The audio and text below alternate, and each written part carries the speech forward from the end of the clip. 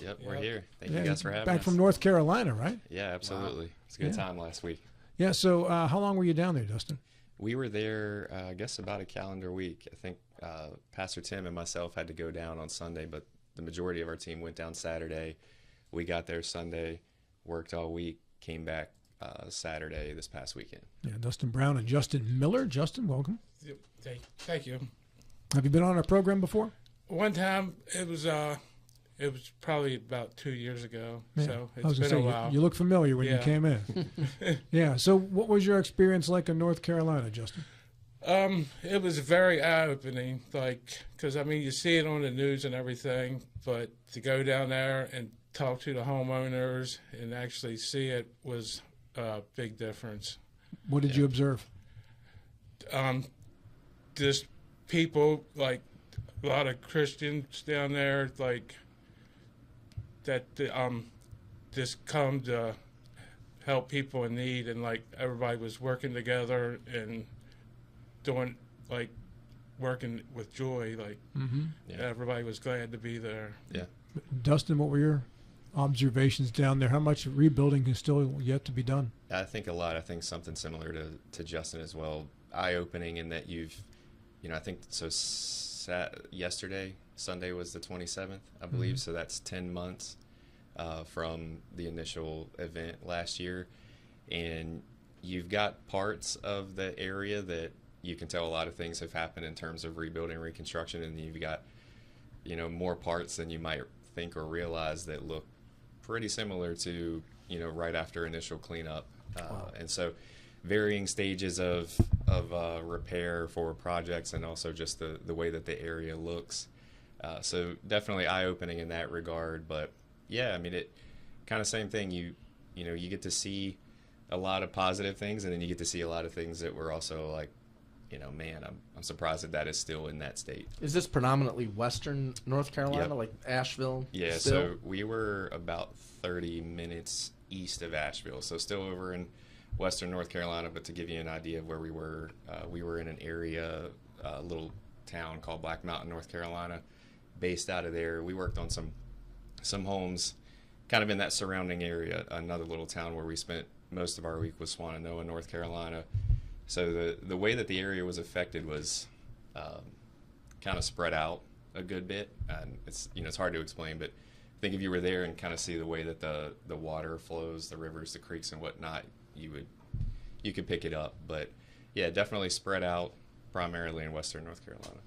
The work that has been done, completed at this point in time, has it been primarily the product of the government, i.e. FEMA, or Sure. third-party organizations such as what you've done? I can speak to what I saw while I was there and what I picked up from talking to the homeowners. It seems to be a little bit of a mixed bag.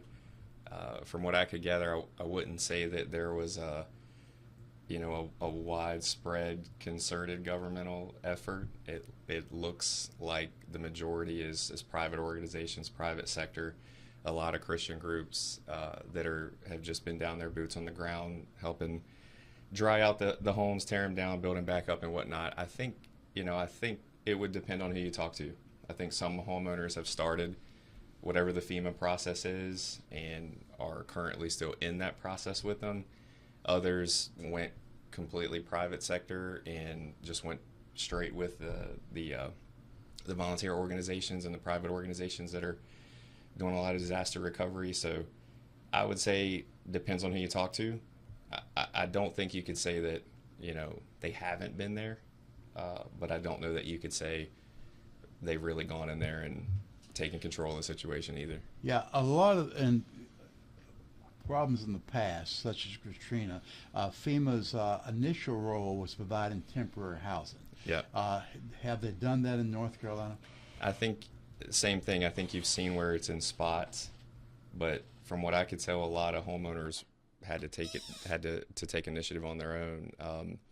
One of the houses that we worked on, for example, we actually got to meet that homeowner and talk to him a good bit, and another lady beside him as well. They had to go rent other homes in the area that they were on the hook for still. So, whether they got any kind of subsidy or assistance or whatnot, I don't know. I didn't get into that with them, but they're not in a FEMA trailer. if that makes sense. Did she at least give you the sense that it was different under this administration as opposed to the prior one, or not really? You know, they didn't get too much into administrations.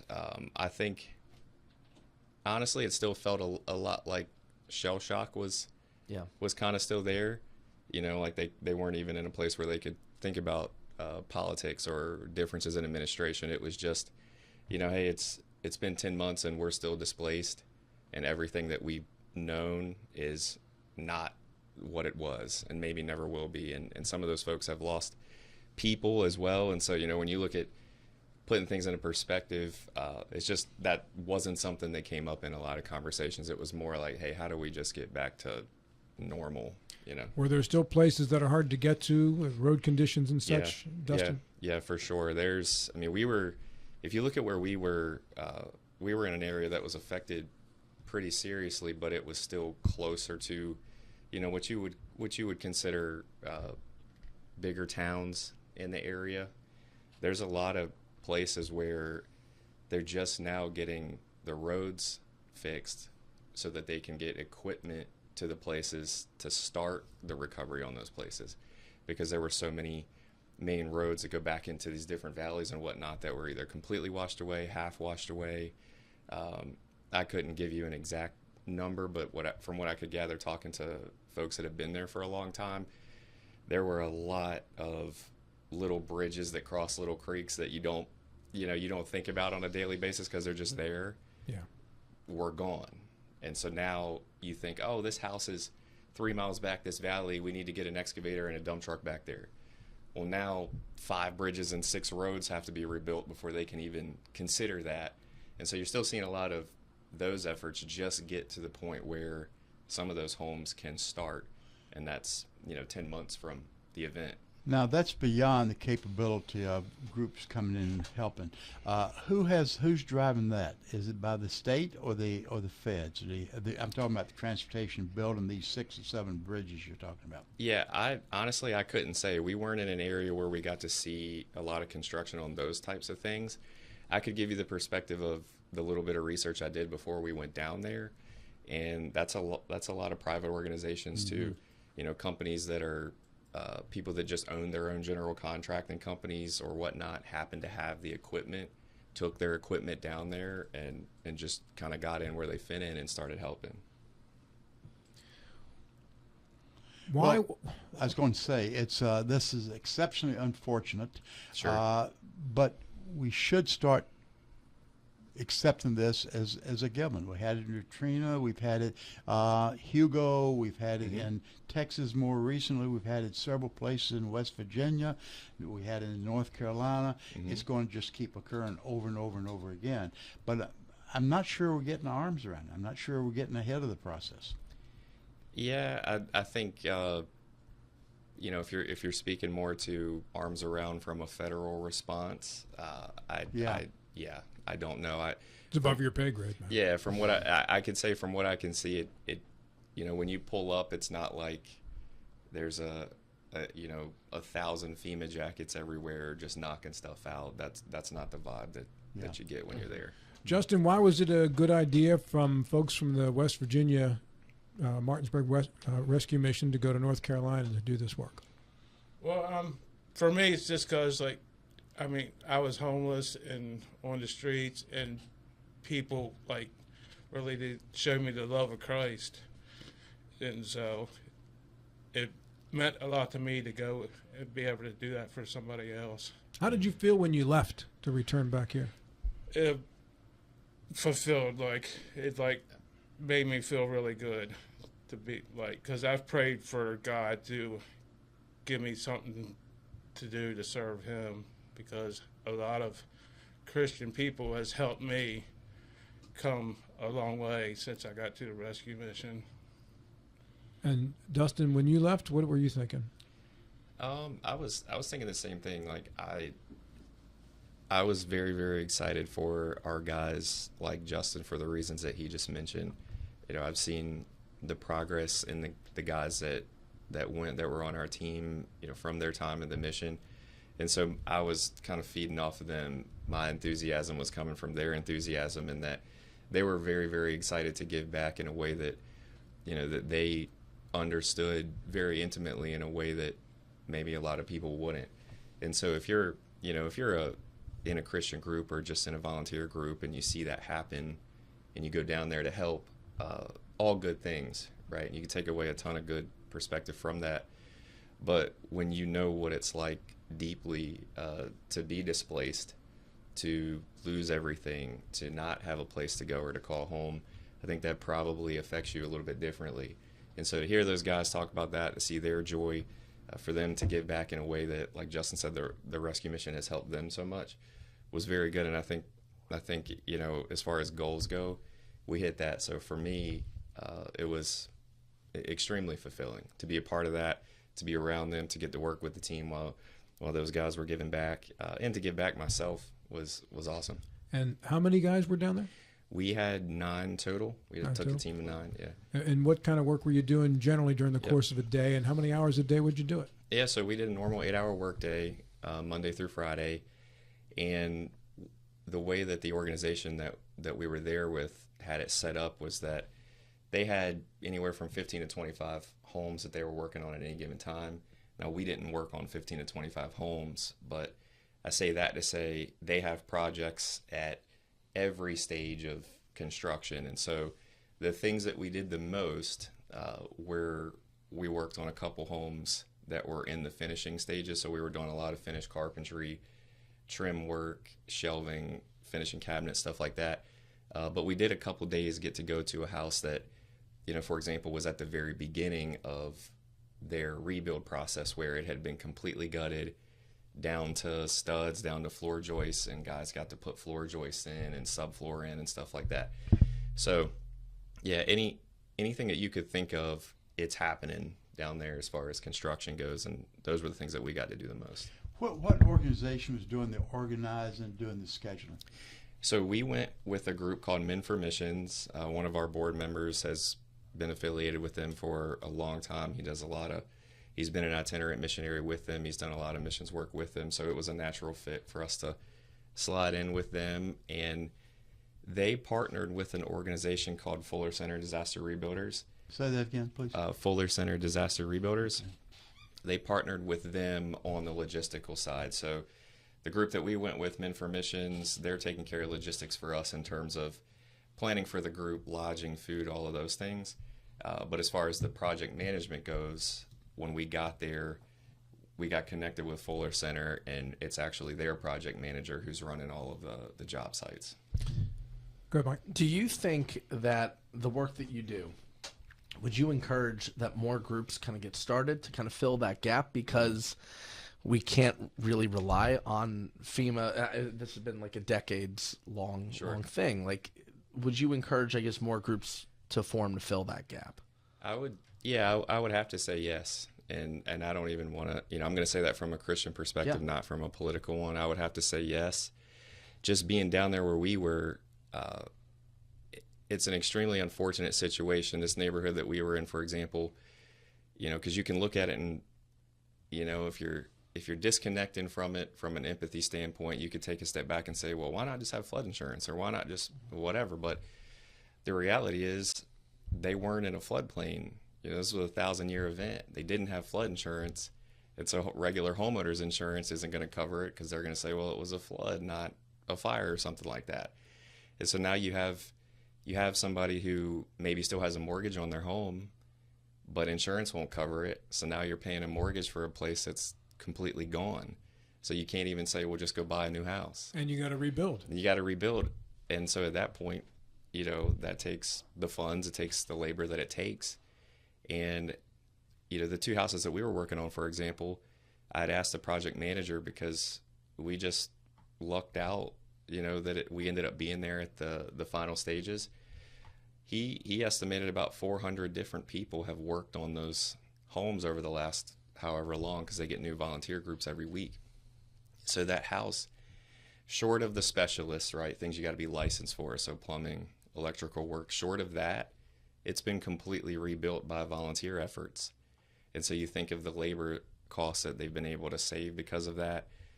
The folks wouldn't be able to do what they're doing. They wouldn't be able to get their homes back financially if they didn't have volunteer groups. So I would say, yeah, absolutely. Are the families rebuilding their own homes as well? Are they working on them? Some of them help as much as they can, but they're also, they're kind of in the same boat as us from a timing standpoint. They might, if they have PTO, they might take a week off, help on the house, but then they're still working just like we are because they're paying a mortgage on a house that doesn't halfway exist. So they're in a tough spot in that way. But yeah, they absolutely help as much as they can. So you're down there for about a week. Yep. When you drive down there, all right, and you get off the interstate and you start making your way on the state highways to get to the town you're getting to, does it kind of gradually become a disaster area, or does it kind of hit you all at once when suddenly this is normal and then this is a disaster? Yeah. Yes, both. It's unique. I mean, they estimated, I don't know, a lot, like several hundred mudslides, for example. And so you can start to look up into the mountains and see like lines of trees where they're just gone now. Oh my gosh. And so, you kind of start to see little things like that. And then as you start to get into the towns where the creeks and the rivers that flooded have crossings, there's stuff that, you can tell there used to be a gas station there and it's just leveled and gone. And even the banks of the rivers themselves are however much wider now. So I don't know, it's a lot of geographical changes that even if because I had never been to that area before, that as an outsider driving in, you can tell, hey, that 30-foot pile of debris with homes and a car mixed in it probably wasn't there a year ago. And so you see stuff like that just hasn't been completely cleaned up yet. That's amazing that is still there like that. Yep. Another element, at least looking to the future as opposed backward, are insurance. You alluded to insurance earlier. If it's an example like we have in Florida, a lot of the insurance companies are pulling out. Yep. And the ones that are staying, the rates are so exorbitant you cannot afford to have insurance. Yep. Yeah, there's a lot of weather things happening now that didn't used to happen. Certainly seems that way. Yeah. So what's coming up next for you guys at the mission? Yeah, I think for us, since we've gotten back, this is kind of our first week back. We'll debrief a little bit, talk about what we learned, what we got out of the trip. We're extremely grateful to our donors who sent us down there, gave our guys a chance to give back in a way that we don't typically get to. And so we'll do that. We'll sit down, we'll talk about what we learned and all those things. We have an awesome team. So while we were gone, operations were ops normal at the mission. It's typical summer months activity for us. We're still, we're seeing a lot of donations through our donation center, which is amazing. Community. I don't know that the community will ever realize how much they help us by just giving to that operation. Things that you don't have in your home or that you don't use in your home anymore, stuff like that.